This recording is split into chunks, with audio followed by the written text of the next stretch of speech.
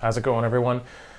A lot of you are just starting to get into tech in 2021, and here is my condensed advice to you. I'm going to try to keep this in just a few minutes. The most important things I would tell a family member if they were like, I'm getting into tech in 2021. Here they are.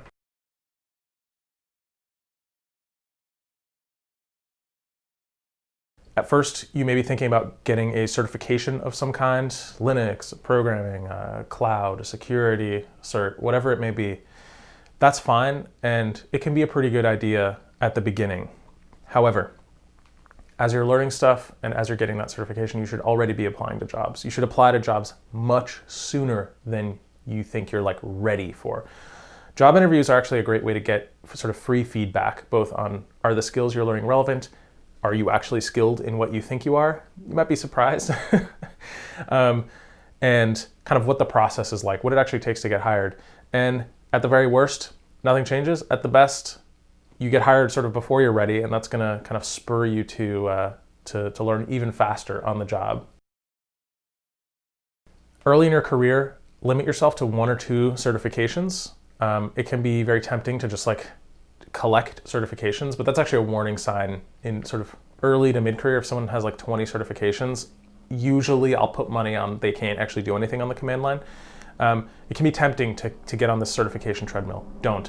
Limit yourself to 1 or 2 certifications and then invest the rest of that time, the balance of that time, into projects. Start programming sooner rather than later. The tech world is divided into people who can program and people who can't, and you can really see it affect their flexibility, their ability to grow and move into different parts of this career comfortably and easily. You don't even have to be current all the time, right? There's a lot of people that are more senior, that are in management positions, that are no longer software developers or comfortable coding, but they have that skill set. They could sort of rehydrate it if they needed to.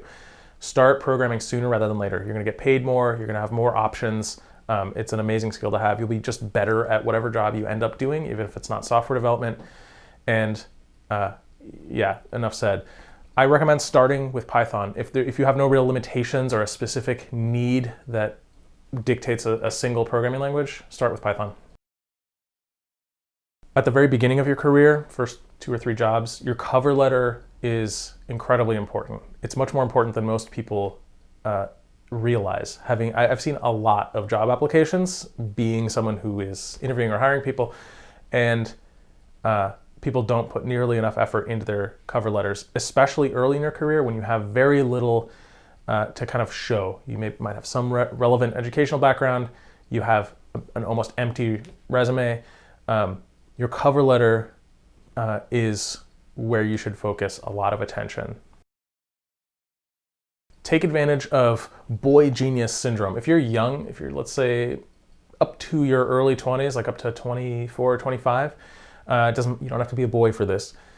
If you're a young person, you have this kind of aura, this boy genius aura. If you are sharp, obviously, if you're good at a few things already, and you're friendly, personable, professional, you'll have this kind of aura where people want to help you, and you should acknowledge that sort of privilege and take advantage of it. People will want to help you. People will want to mentor you. You're getting a free boost, and you should recognize that and use it as much as you can to build relationships. Let people give you advice about where to go, what skills to do. You don't have to follow it, but let them give that advice. This can be a really useful thing if you're young. And finally, separate academic credentials from theoretical knowledge. There's this kind of false dichotomy of, there's them book learning skills and them college folk have them, and then there's practical skills, and that's what you get from you can sit down at a command line, do some stuff on Linux, build an infrastructure in Amazon's cloud, program something that does something. That's kind of a false dichotomy. Separate the idea of a degree from theoretical knowledge. A degree is something, maybe you have it, maybe you don't. Doesn't matter all that much either way. Some companies require it. Okay, you won't work at those companies, you'll just work somewhere else. And usually it's a very soft HR requirement for most tech roles. So that, whatever, you can be prejudiced against it, I don't care. However, theoretical knowledge, decouple that from academic learning in your mind, or I should say academic degrees. Theoretical knowledge is not optional. You're a professional. If you're in technology, have respect for yourself and your craft and continually improve your theoretical knowledge of what you do. That means computer science, operating systems, complexity theory, distributed systems, all the things that kind of make up our field. You don't just want to be a button pusher, right? That's what the programming thing is about too. You always want to understand what you are doing so you can actually use your brain and think, and not just kind of have your career be like rote playing back a bunch of skills basically that you learned, sort of patterns or heuristics. You want to actually understand what you're doing, think about what you're doing critically, be able to design new process, new software, new infrastructure. That's where you're really trying to go. So do not think that do not think that theoretical knowledge is optional. It's not, and you should always be improving your grasp of that. Sure, as a beginner, you'll have a very superficial understanding of like what's even out there, what even computer science is, ?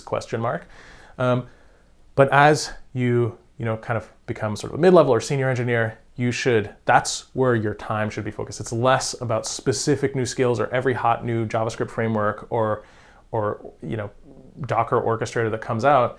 You should be focusing on, do I understand the underpinnings of my field? Because the people that think that stuff is all like, intellectual castles in the sky and not worth anything, they end up just looking like idiots when a system design question happens and they can't talk about how the CAP theorem relates to the distributed system they're designing and the data layer for that and what guarantees they need.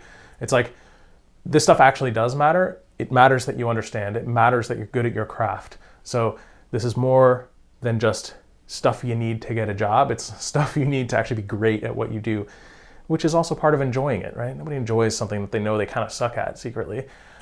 So have self-respect, have respect for your craft and your understanding, and give yourself those theoretical tools that you need to be able to have innovative thoughts and ideas. That is the advice I would give if you were just getting into tech in 2021.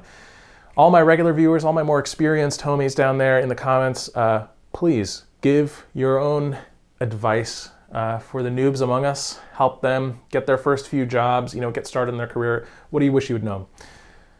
As always, like and subscribe.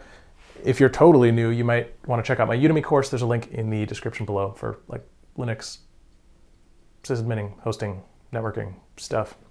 See y'all in the next one. Peace.